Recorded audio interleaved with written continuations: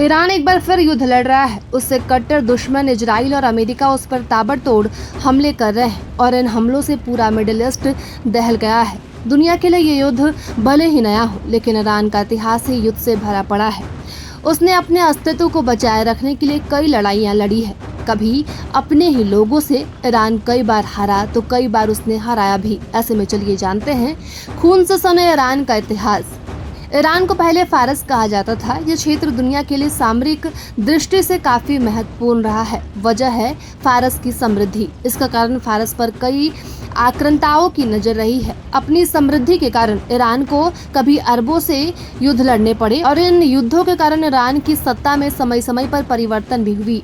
7वीं सदी में ईरान ने अरबों से युद्ध लड़ा। इस समय ईरान में सासानी साम्राज्य था। अरबों ने सासानी साम्राज्य पर आक्रमण किया। एक के बाद एक कई युद्ध लड़े गए और सासानी साम्राज्य खत्म हो गया।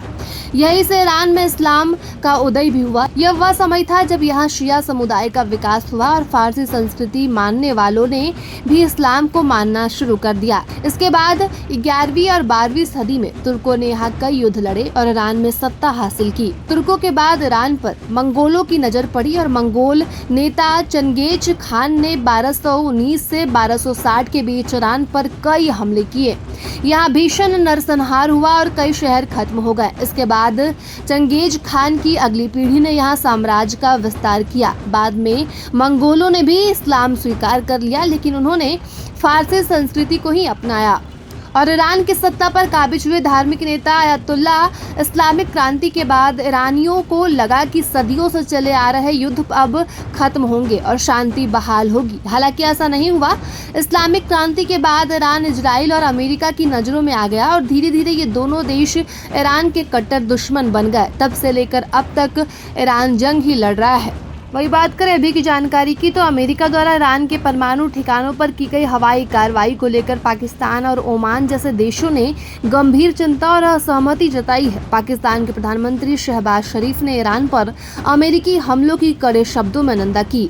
उन्होंने एक आधिकारिक बयान में कहा कि मैं ईरान पर हुए हमलों की कड़ी निंदा करता हूँ। इस हमले में जिन लोगों की जान गई उनके लिए मैं ईरानी जनता के प्रति गहरी संवेदना व्यक्त करता हूँ। यह हमला बेहद गैर जिम्मेदाराना और चिंताजनक है।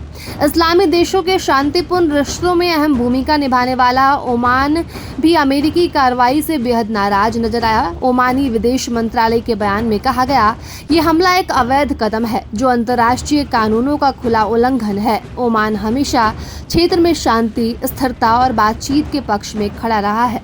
ओमान ने यह भी याद दिलाया कि वह लंबे समय से ईरान और पश्चिमी देशों के बीच की भूमिका निभाता आया है और यह प्रतिक्रिया भी इसी जिम्मेदारी के अनुरूप है।